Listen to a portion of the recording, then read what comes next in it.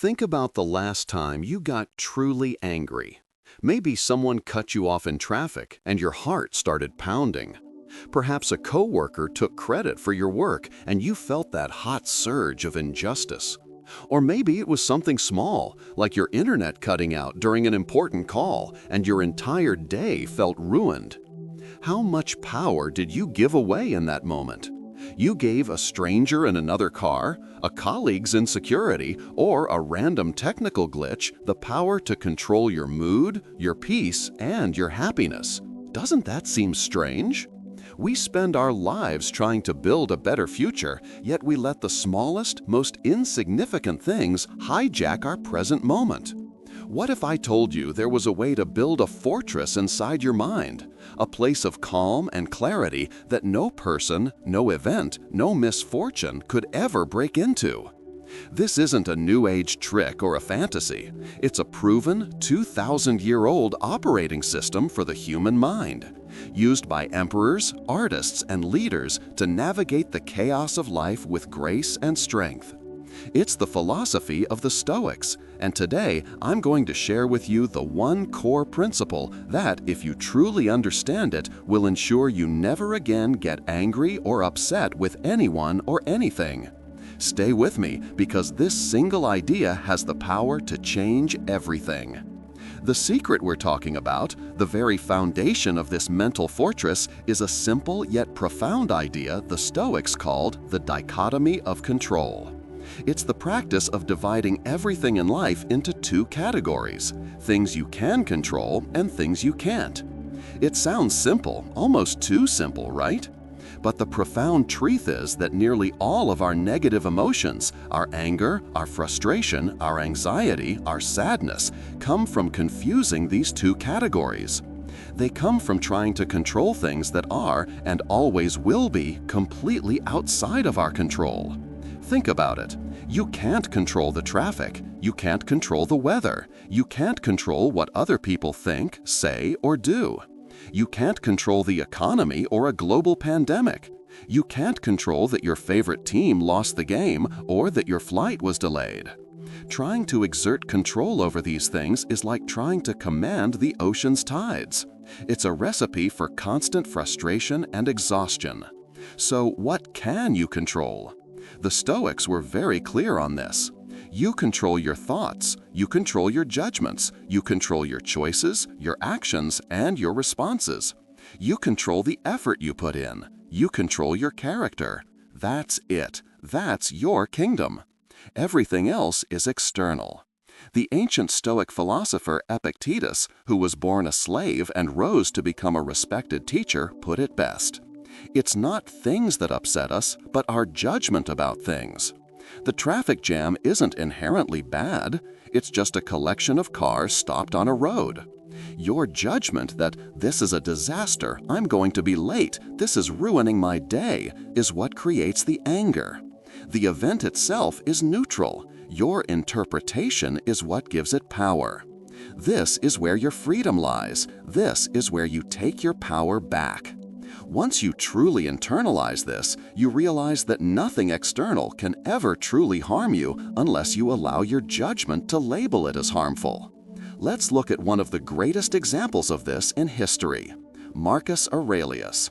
Here was a man who was the emperor of Rome, the most powerful person on earth. He had to deal with constant wars, a deadly plague that swept through the empire, political betrayals, and the immense pressure of ruling millions. He had every reason to be angry, stressed, and overwhelmed every single day. Yet, in his private journal, which we now know as Meditations, he wasn't complaining. He was constantly reminding himself of this one principle. He would write things like, "You have power over your mind, not outside events. Realize this, and you will find strength." When someone betrayed him, he wouldn't focus on their treachery, which was outside his control. He would focus on his response, to remain just, to remain calm, to learn from it. He understood his kingdom was his own mind, and he guarded it fiercely. Another Stoic, Seneca, who was a wealthy advisor to the mad Emperor Nero, often wrote about anger. He called it a temporary madness. He told a story about a man who was insulted at a public bath. Instead of getting angry, the man simply replied, "I don't know if I have been insulted, but I have certainly been washed." He refused to accept the insult. He treated the other person's words as meaningless noise, something completely external to him. He chose not to let it disturb his inner peace. He controlled his judgment. These aren't just stories of old men in togas. This is a practical tool for your life right now. Let's bring it into the 21st century. You post something online and someone leaves a nasty comment. The old you might get angry, defensive, and spend an hour arguing with a stranger. The Stoic you applies the dichotomy of control. Is this person's opinion in my control? No. Is their rudeness in my control? No. Is my reaction in my control? Yes. You can choose to see the comment for what it is, a reflection of their own unhappiness, not a reflection of your worth. You can choose to ignore it, delete it, or even feel a bit of pity for them. You have taken back your power. Your boss gives you an impossible deadline. The old you panics, gets angry at the unfairness, and complains to coworkers, wasting precious energy. The Stoic you asks, "Is the deadline in my control? No. Is my boss's decision in my control? No.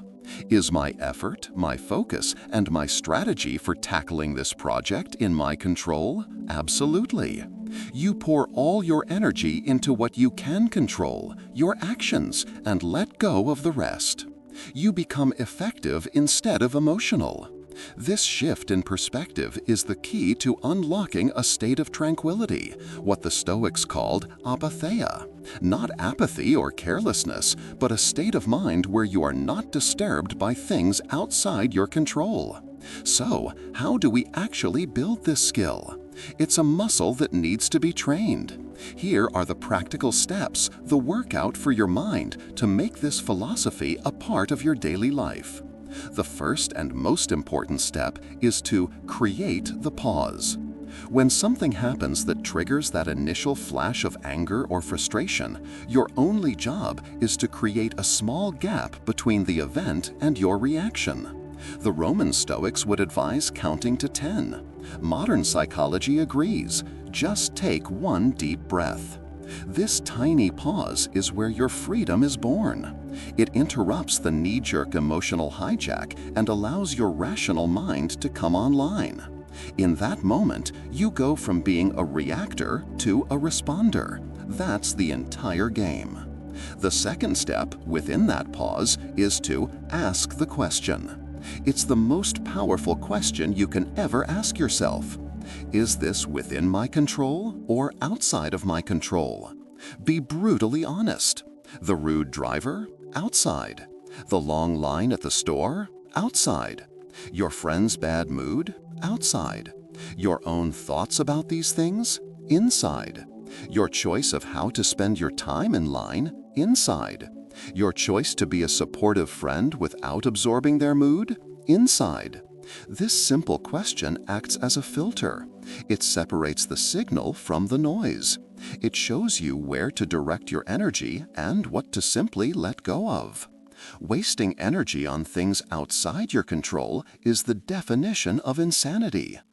The third step is to practice the reframe. Once you've identified that something is outside your control, your job is to change your judgment about it. You reframe the story you're telling yourself.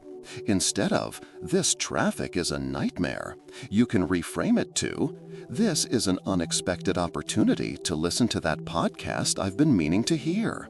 Instead of, "I can't believe they canceled our plans, they're so disrespectful," you can reframe it to, "Their circumstances changed. This is outside my control. Now I have some free time for myself. What's the best way to use it?" This isn't about lying to yourself or pretending to be happy.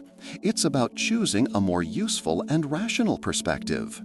It's about focusing on the opportunity within the obstacle. Marcus Aurelius said, "The impediment to action advances action. What stands in the way becomes the way." The obstacle isn't blocking your path, it is your path. Your path to practice patience, creativity, and resilience. The fourth step is a powerful mental exercise the Stoics used called the view from above. When you feel yourself getting angry over something, imagine yourself floating up out of your body. Float above the building you're in, then above your city, then your country, until you can see the entire earth as a small blue marble in the vastness of space. From that perspective, look down at the little dot that is you, fuming about being stuck in traffic or about an annoying email. How significant does that problem seem now? This exercise doesn't diminish your struggles, but it puts them in perspective.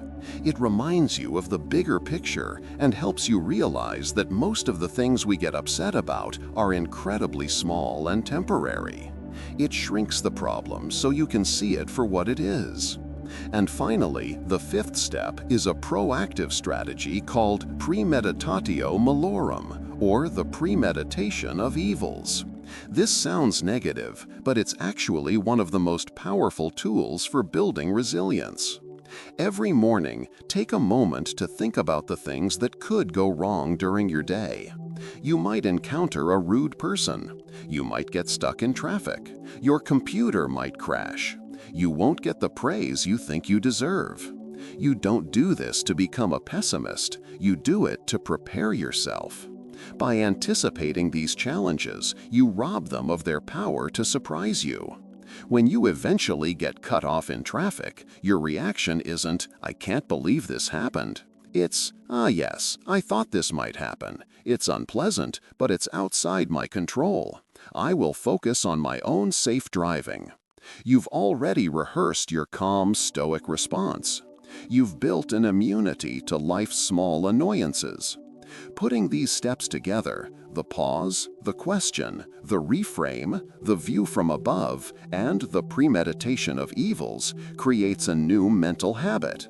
At first, it will feel unnatural. You will still get angry. You will forget to pause. That's okay. This is a lifelong practice, not a quick fix.